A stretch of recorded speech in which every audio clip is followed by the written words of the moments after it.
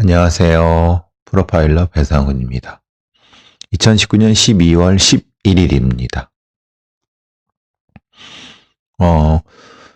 팟빵에서 하는 제 크라임을 들으시는 분들은 이제 뭐 아시겠지만은, 공지한 대로 FBI의 CCM을, 같이 번역을 같이 하면서 공부를 같이 할 분이 있으면은 신청해 달라고 말씀을 드렸고, 브렌트 터비 교수의 크리미널 프로파일링도 번역을 하고 있는데 같이 공부할 수 있는 사람이 있으면 신청해 달라고 말씀을 드렸는데, 이제 여기로 신청을 하면은 뭐 받지 못하니까 팟빵에 크라임 크라임 팟빵.com으로, 그러니까 팟캐스트 메일로 보내주시면은 crime@팟빵.com으로. 근데 이제 여긴 전제가 있죠. 영어를 기본적으로 해석을 할 수 있어야 돼요. 그러니까 범죄 심리를 공부하고 싶은데 한글로 된 걸로. 근데 한글로 된 건 없습니다. 한글로 된 거는 우리나라의 그 소위 자칭 프로파일러라고 주장하시는 분들이 이걸 번역해서 하지 않아요. 번역해 놓지 않아요. 않았어요. 그냥 수필 같은 책들, 한글 책들을 써갖고, 그거는 뭐 별 공부하신 도움이 안 될 거거든요. 교과서. 그러니까 영어 원전을 같이 공부를 해야 되니까, 사실은, 영어 해독 능력이 있어야 돼요. 그러니까 뭐 쭉쭉쭉 읽을 정도는 아니라 하더라도 최소한 한 번에 공부하는데 영어 교과서로 한 6, 7장 정도를 일주일에 쭉 공부해갖고 번역해서 같이 공부할 수 있는 정도는 돼야죠. 대학교 뭐 졸업 정도의 능력. 글쎄요, 제가 이렇게 말하는 게 맞나 모르겠네요. 영어 해독 능력은 대학교 졸업하고 상관이 없는데, 그건 학력하고 상관없지만, 그래도 영어 책을 읽는, 해석해서 같이 공부할 수 있는 그런 분들을 좀 모집을 하려고요. 비용, 전혀 받지 않습니다. 저는 여태까지 서울지대대학교에서 한 10여 년, 한 9년 정도를 근무하면서 일반 대중들한테도 스터디를 같이 했지만은 제가 제 돈 들이고 제 시간 내서 하지, 절대 그런 적은 한 번도 없습니다. 그래도 각각의 스터디 하는데 뭐 짧은 건 6개월 한 적도 있지만 긴 건 2, 3년까지 한 적도 있어요. 지금 하는 것도 1년 반 넘었고요. 1년 반 됐죠. 1년 3개월 됐군요. 1년 4개월쯤 됐네요. 어쨌든, 근데 이제, 스터디 하면서 가장 아쉬웠던 게 그런 거예요. 우리나라에 게으른 프로파일러, 게으른 범죄 심리학자들 때문에, 교과서를 번역해 놓은 게 없어요. 그렇기 때문에, 영어 원문을, 교과서를 그냥 같이 번역하면서 일주일에 한 번씩 만나서 한 번 할 때 분량은 한 4-5페이지인데, 본인이 한 사람이 할 것은 한 2-3페이지 돼도 어려움이 있죠. 그래서 사실은, 근데 그래도 좀 하는 사람들이 있더라고요. 그러니까 여러분, 혹시라도 일주일에 한 번, 뭐 일요일 오전 정도가 될 텐데, 저랑 매주 아니면 2주에 한 번씩 만나서 영어 원문을 번역하면서 같이 공부할 기회를 가지고 싶은 사람은 crime@팟빵.com으로 신청해 주세요. 메일 보내셔갖고 그러면 거기서 영어로 crime@팟빵.com. 안타깝게도 공부는 하고 싶어도 영어를 못한다. 그럼 어쩔 수 없어요. 제가 영어를 여러분한테 가르쳐 드릴 수는 없잖아요. 일일이. 왜냐하면 그거는 본인이 그걸 공부하고 싶으면, 그 정도 열정이면 영어 공부를 하셔야죠. 영어 공부를 열심히 1년, 2년 하셔갖고. 차라리 근데 그 열정으로는 다른 걸 하셔도 되니까 그 정도 열정. 그냥 그 정도 열정도 없으면은 프로파일링이나 이 범죄 심리를 한다는 건 오히려 말이 안 되는 거죠. 그러니까 그 정도 열정은 있으셔야죠. 시간도 있어야 되고 돈도 일정 정도 들어가고, 그죠? 저한테 들어가는 게 아니라 영어책도 사고 또 일요일 날 그래도 이제 서울에 어느 정도 와서 교통비도 있어야 되고 그러니까 사실 이런 건 뭐 부차적인 거죠. 본인이 열정이 있다고 하면 어느 정도까지는 힘들어도 대신 꾸준히 하셔야 돼요. 제가 이제 이 스터디를 이렇게 영어 스터디나 이렇게 뭐 10년 넘게 이렇게 해도 처음에는 한두 번 뭐 한다고 해서 그중에 반 이상이 빠져나가요. 왜?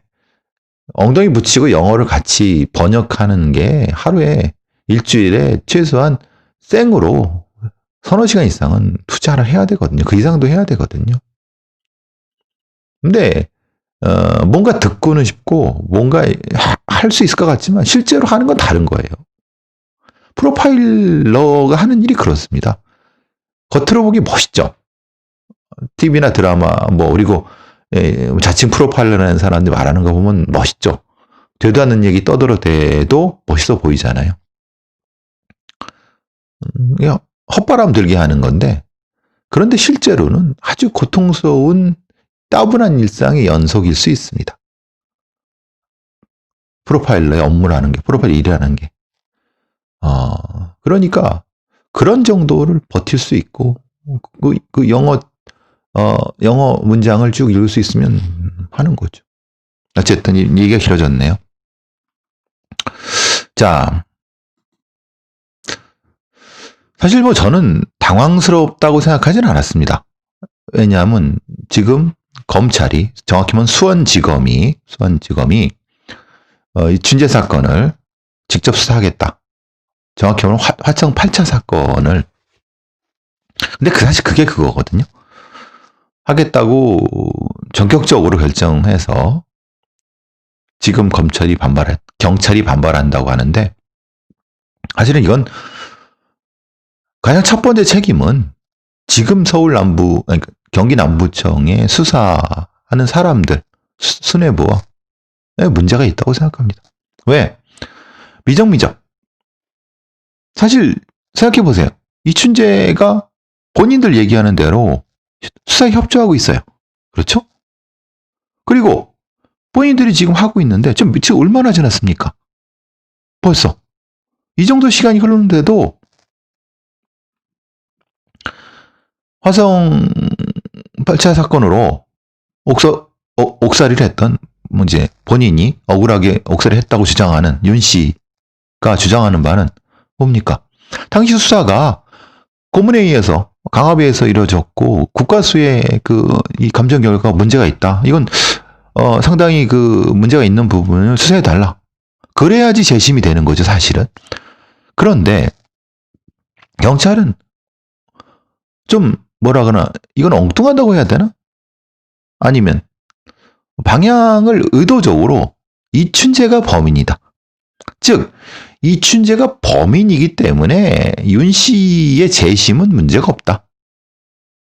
그러니까 윤 씨가 요구하는 것은 뭐냐면은 자기를 그렇게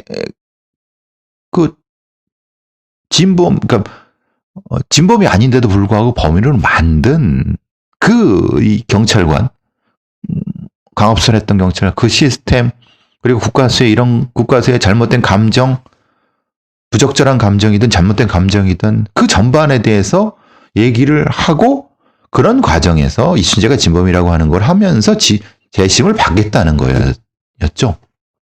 그러니까 윤 씨가 원한 것은 당시 수사의 전반적인 걸 확인해달라.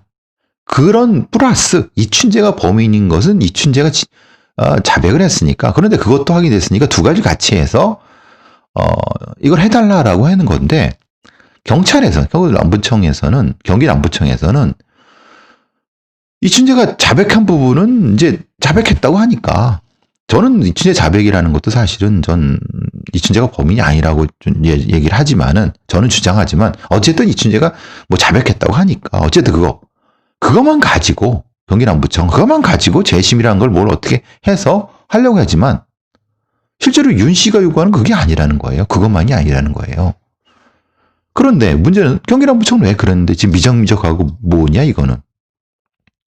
그거는 당시에 수사했던 경찰을 조사해야 되는데 공소시효가 지나서 못한다고 하고 적극성을 안 보이고, 물론 본인들은 노력하고 있다고 하지만 또 국가수의 감증 결과 부분에 대해서는 그냥 뭐가 당시에 과학 수사정으로는 최선을 다하지 않았냐라고 미적미적하고, 그러니까 당연히 윤 씨가 검찰에 수사 촉구 의견서를 검찰에 제출했어요. 수원지검에. 그러니까 이거는 어떻게 보면 경기남부청이 자초한 거라고 저는 본다는 거예요. 생각해보세요. 윤 씨 입장에서는 내가 지금 재심 신청했는데 이춘재의 자백만 가지고 하려고 그래? 그게 아니잖아. 그거 플러스 당시 왜 그게 자기 자신을 고문했던, 아니면 아감순했던, 그리고 국가수가 티타늄 무슨 헛지랄을 한 그게 왜 그렇게 됐는가 좀 해서 이렇게 올려달라는 거죠. 예? 그러니까 당연히 이거는 이 검찰이 옳았구나 하고, 물론 검찰이 속내가 있을 수 있습니다. 왜? 당연히 지금 황운하 청장 얘기도 있고, 그 검경수사권 조정 지금 법이 패스트에 올라가 있고, 그래서 여러 가지 면에서 또 지금 검찰이 여러 가지 헛발질을 했고, 사실 여론에 몰리고 있고, 이런 부분에 대해서는 본인들도 알고 있는 상황에서 옳다구나 하고 쓱 하겠다. 결국은 이건 경기남부청이 자초한 거 아니겠습니까? 누가 봐도 그런 부분이 있지 않겠습니까? 그러면 경찰청에서, 본청에서 이건 분위기가 그러니까 직접 해라. 당시 지금 죽은 사람 어쩔 수 없다 하더라도 당시에 있는, 어쨌든 국내에 있으니까 어떻게든 조사를 해라. 그리고 국가수의 티타늄이든 지랄이든 그런 거 조사해라. 그래서 윤 씨가 요구하는 대로 하고 거기에 따라서 성취하면은 되지 않느냐. 근데 지금 엉뚱하게 그런 걸 안 한 상태에서 미적미적하고 있으니까 수사 촉구 의견서를 검찰에 제출해 버리니까 옳았구나 하고 지금 검찰이 쓱 해서 하겠다. 그리고 물론 검찰의 얘기는, 우리는 이춘재 관련된 부분은 하지 않는 거 아니냐. 이춘재 우리는 윤 씨의 재심 사건을 하는 거지 라고 하지만 사실은 그게 그거죠. 그렇지 않습니까? 생각해 보세요. 이춘재가 자백을 했다고 하지만 자백을 해서 범인이라고 하는 것도 윤 씨의 재심과 연결되니까 당연히 이춘재를 조사해야 되는 거고, 그리고 고의적으로 수사 기록을 조작하고 수사를 조작했다 했을 수 있는 8차 사건을 왜 그랬느냐. 그러니까 이춘재가 진범이란 것과 8차 윤 씨로 범인을 가짜로 만든 것과 무관하다고 볼 수 있느냐? 장담할 수 있습니까? 검찰은 그런 거예요. 장담할 수 있냐? 그러니까 이춘재 조사하고 이제 윤 씨 사건을 누구든 조작했거나 엉망으로 한 것도 조사 다 하겠다는 거예요. 결국 이 사태를 이 꼴을 만든 건 경기남부청. 그 수뇌부 놈들이라는 거예요. 그러니까 그리고 나서 이제 지금 와서 경기남부청에서 볼멘소리 불만한다. 이거 말도 안 되는 거죠. 그렇지 않습니까? 이게 참 시각이 근시안적이에요. 물론 경기남부청에서 어려움이 있을 수 있겠죠. 공소시효도 없는데 어떻게 강제수사를 하느냐. 아니 근데 그럼 적어도 경기남부청에서 수원지검에 영장 청구가 되겠습니까? 아니면 여러 가지 면에서 협의를 했느냐? 응? 아니면 이게 이제 공소시효 문제가 있으니까 이걸 어떻게 조사, 이런 걸 했느냐? 그걸 미정비적 한 건 맞지 않느냐.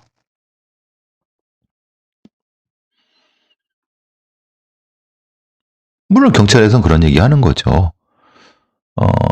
아니, 당시에도 수사를 지휘한 거는 검찰이 한 거 아니냐. 30년 전에도. 결국은 당시에 검사도 잘못이 있는 거 아니냐. 수원지검도 그런 거죠. 아니, 검사, 그거 조사 안 하겠다 그냥 당연히 당시 검사도 조사하겠다. 근데 경찰의 입장에선 이게 이제 문제가 될 수 있는 거죠. 어쨌든 조사하다 보면 당시의 경찰에 강압 수사가 부각될 수밖에 없는 거고, 국가수의 그 티타늄 그거 왜 그 모양으로 이렇게 했는지 하면서 하는 거. 그리고 그러니까 결국 전격적으로 이춘재를 부산교도소에서 수원으로 구치소로 이감한 부분. 사실 검찰은 법무부를 통해서 사실은 뭐 저기 수용자는 법무부 관할이니까 이감해도 그 검찰청이 한 게 아니죠. 그렇지만 당연히 법무부를 통해서 했기 때문에 같은 뭐 법무부의 예청이기 때문에 굳이 알릴 필요 없어요. 그 검찰 입장에 수원지검 입장에서는 야 우리가 상위 기관인데 니네들한테 우리가 하는 걸 왜 알리냐 이런 거죠. 근데 물론 적어도 그럴 수는 있죠. 경찰이 조사하러 갔는데 없어. 이거는 좀 예의는 아니죠. 서로 간에 지켜야 될 건 아니지만은 그렇다고 꼭 검찰 잘못이라고 하긴 좀 애매해요. 네, 충분히 그럴 수 있다는 걸 예측했음에 불구하고 그렇지 이걸 지금 이런 식으로 생각해보세요. 지금 벌써 시간이 얼마나 지났는데 결론을 못 내리고 있다. 그리고 언론에는 경기남부청에 언론에는 뭐 특정한 언론에만 흘린다는 얘기가 저희가 말씀드린 건 특정 언론에만을 통해서만 나오는 어떤 거로 그 뒤로 나온 게 없잖아요. 어떻게 진행됐는지도 모르고 이춘재의 자백은 확실하다. 상황상 그게 벌써 떠들어댄 게 벌써 보름 전이죠. 한 2주 됐죠. 그럼 결론이 나와야 되잖아요. 그럼 성취해야죠. 그러니까 이게 참 꼴이 우습게 웃어지는 거예요. 저는 이건 이 책임은 결국 경기남부청의 수뇌부놈들이 져야 된다고 저는 보는 거고 그걸 교묘하게 이용한 수원지검 검찰도 비난에서는 뭐 빠져나갈 수 없지만은 지금 시스템에서는 검찰이 우리가 하겠다고 하면 이건 뭐 법을 어긴 것도 아니고 그리고 상황을 보아서 이건 우리에겐 맞는다라고 하면 뭐 어쩔 수 없는 거고 어쩔 수 없다는 건 뭐 검찰이 하겠다는데 라고 하는 거죠. 뭔가 좀 이상한 느낌이 많이 들어요. 저는 그런 생각을 하죠. 다시 앞으로 돌아가야 된다. 이춘재가 진범이 맞느냐? 그래, 맞다. 그래, 맞다고 치자.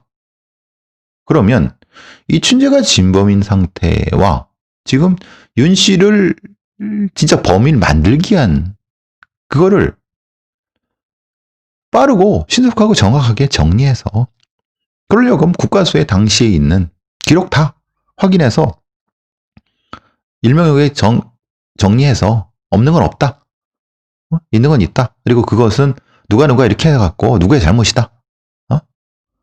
처분을 할 수 없지만 이거는 책임을 져야 된다. 국가수 원장이 사과를 해야 된다. 어쨌든 또 당시에 수사팀장 누구, 뭐 수사관 누구, 또 뭐 이거 왜 못하냐 이 말이에요. 지금 해고도 남을 시간이고 저는 오히려 그런 과정에서 이춘재가 진범 그래서 이제 이 아닐 수도 있다는 것과 연관이 된다고 검찰을 의심할 수도 있다는 거예요. 왜? 경찰 얘네들 봐라? 그러니까 이춘재가 자백했다고는 하지만 어떻게 믿어? 혹시 뭐가 있는 거 아니야? 왜? 제가 말씀드렸잖아요. 이춘재의 자백을 원하는 쪽은 경찰들이라는 거예요. 왜? 이춘재가 8차 사건의 범인이든 아니든 범인이어야지 당시의 수사의 부족한 면을 그냥 쓱 넘어갈 수 있는 거고, 또 이춘재가 범인이게 되면, 범인이 아니면은 누군가를 또 잡아야 되잖아요. 아니면 뭔가 답을 내놔야 되잖아요. 답이 없어지는 거잖아요. 그러니까 결국은 이거를 검찰이 모를까요? 아니죠, 알죠. 그러니까 최대한 이춘재를 직접 조사해서, 맞아? 너 진짜 진범 맞아? 이러이러한데 맞아? 경찰 애들이 가르쳐 준 거 아니야? 요거? 아니면 가르쳐 주지 않아서도 그냥 이렇게, 마음대로 떠들게 한 거 아니야? 그럼 이춘재는 지금 어떤 상태일까요? 생각해 보세요. 여태까지 계속 경찰 수사팀들이 와서 이런저런 얘기를 했는데, 갑자기 이감이 됐어? 이감이 됐으면, 또 경찰이 해겠지라고 했는데, 또 검찰 수사관이 와갖고, 그리고 검찰청에 있는 진술분석관 프로파일들을 아마 동원했을 거예요. 와서, 이게 뭐야? 뭐지? 머리를 굴리겠죠? 내가 지금 경찰에서 한 얘기를 또 해야 돼? 아니야. 아니면 조금 더 시간을 걸 수도 있겠네? 다시 복잡한 상황이 벌어질 수도 있어요. 지금 이 상황은. 물론 이춘재 입장에서는 이놈한테나 저놈한테나 똑같다고 하면은 있는 그대로 얘기하면은 다른 문제가 없을 수 있지만은, 그때 구체적으로 당시 상황에 대해서 얘기를 해야 되지만은, 실제로 구체적이라고 하는 것이 제가 보기에는 실제로 경찰이 여태까지 떠들었던 것처럼 범인만이 하는 거였을까? 그럼 그 범인만이 한다는 것은 다시 말하면 당시의 수사팀들이 그 수사 상황에서 떠버리지 않았다는 전제인데, 그걸 어떻게 그러면 이제 일종의 이춘재는 딜을 할 수도 있겠죠. 어느 정도까지. 이 상황이 복잡해진다는 거예요. 그러니까 분명히 이런 상황을 예측을 했다고 하면 빨리 경기남부청의 이춘재 수사팀에서는 딱 결정해서 송치를 했어야 되는 거예요. 지금은 어정쩡한 상태에서 마무리도 못한 상태에서 이춘재의 얘기가, 그러니까 제가 얘기하는 바보들이라는 거예요. 이제 이춘재 경기남부청에서 이렇게 결국 또 사건이 또 엉망으로. 참 답답합니다. 이 상황이.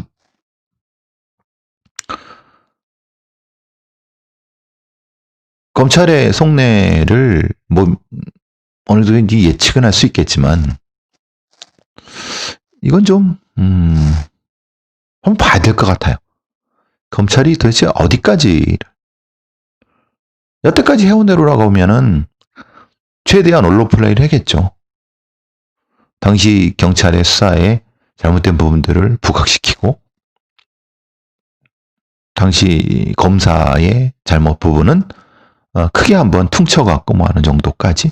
근데 수적으로 봐도 당시 경찰들의 이 엉망인 수사에 대해서 언론에 한번 노출되게 되면, 또 우리 또 검찰청 출입하시는 법조 전문팀들이 또 잘 이 스피커가 돼서 해주시면,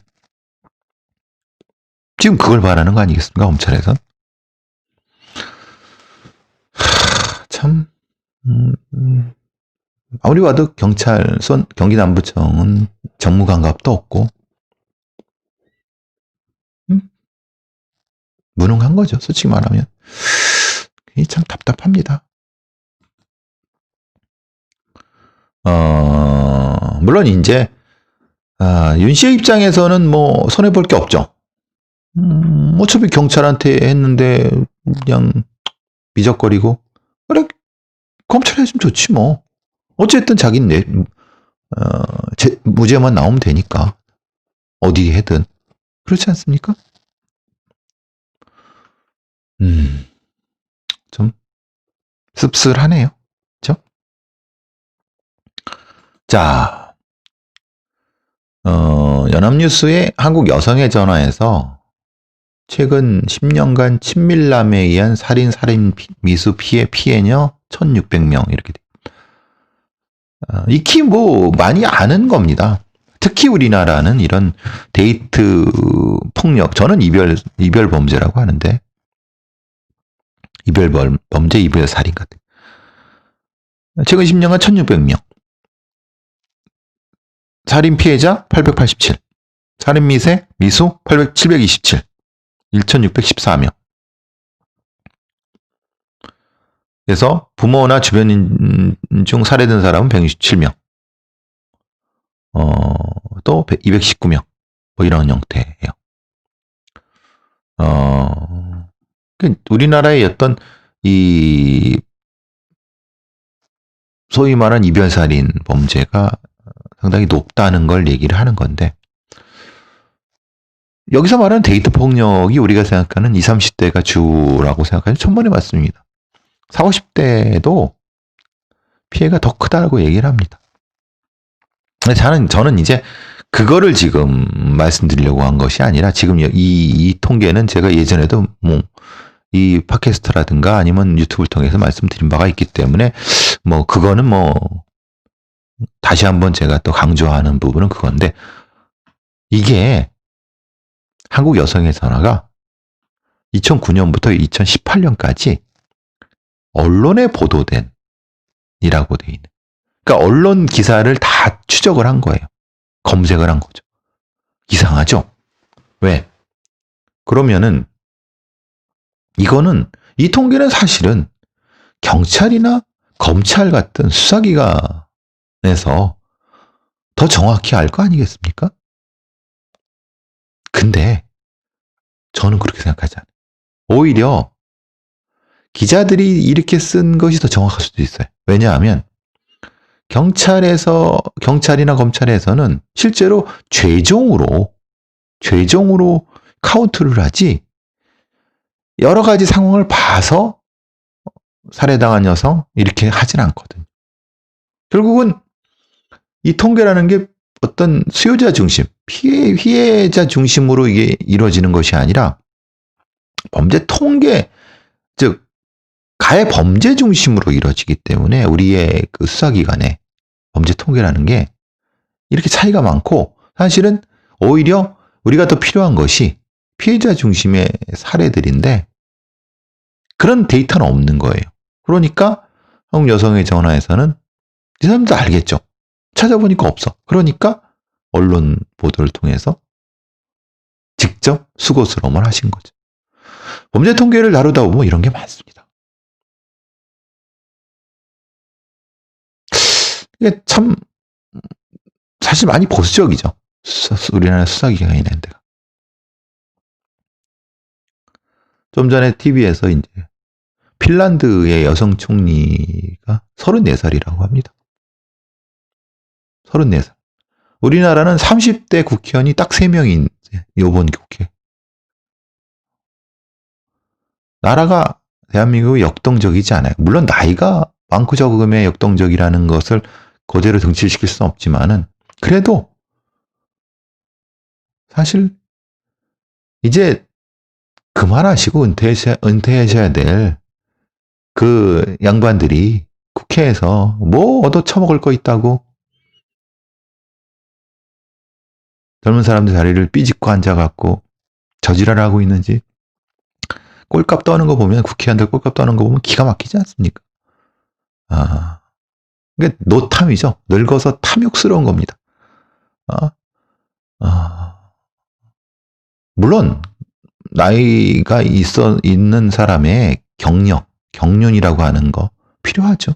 근데 우리는 지나치게 그런 사람들밖에 없어요. 30대 국회의원이 3명밖에 없다는 게 말이 됩니까? 서구 선진국, 핀란드 같은 데는 가장 34살의 여성 총리인데, 젊다는 것 자체에 대한 걸 말씀드리는 게 아니에요. 거꾸로 헤쳐먹은 놈들이, 오랫동안 헤쳐먹은 놈들이 계속 헤쳐먹는 구조, 기득권. 그게 또 계속 반복되는. 그것 때문에 저 아기다툼하고 있는 꼬락서니를 보니까 그 입으로 민주주의 뭐 얘기하고 뭐 국민 세금 얘기 꼴값 떠는 거죠. 지들이 언제 국민을 찾았다고 그런 소리를 해야 되는지 참 기가 막힌 거죠. 어쨌든 뭐 이제 그 얘기에다 저 얘기를 했는데 우리는 그 수요자 중심, 피해자 중심의 범죄 통계가 그래서 그게 다 떠올라갖고 지금 여성의 전화 이 친밀남해연 살인 1600명 얘기를 잠깐 해봤습니다.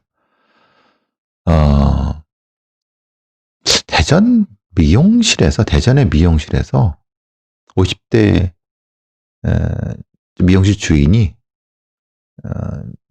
미용실 안에 쓰러졌는데 일산화탄소 중독이라고 돼 있네요. 근데 오후 5시입니다. 오후 5시에.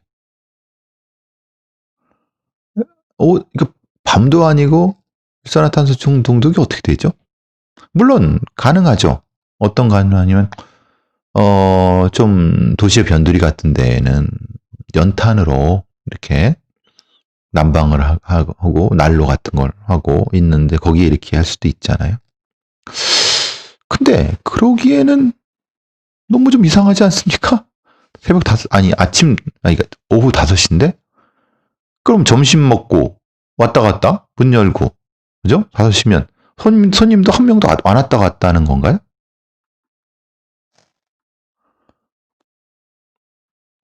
그럼 이분이 자살을 하신 건가요? 근데 자살을 미용실에서 이거 다른 어떤 거 없이 그냥 이렇게 뭘 펴놓고 한다.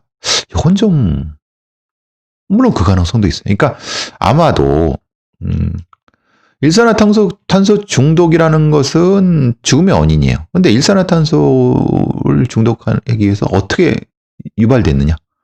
자살이냐? 아니면은 사고냐? 아니면 교묘한 타살이냐? 교묘한 타살이라고 하긴 좀 애매한 부분이 있어요. 보통은 이런 경우는 다른 시간대가 좀 다르다고 하거나 공간이 좀 폐쇄적이라고 하면은 사고가 맞는데 근데 그게 없다고 하면 자살 쪽으로 가겠고 무슨 원한이라든가 아니면 돈 문제라고 하면 이제 타살 쪽으로 가겠는데 다른 문제보다는 뭐냐면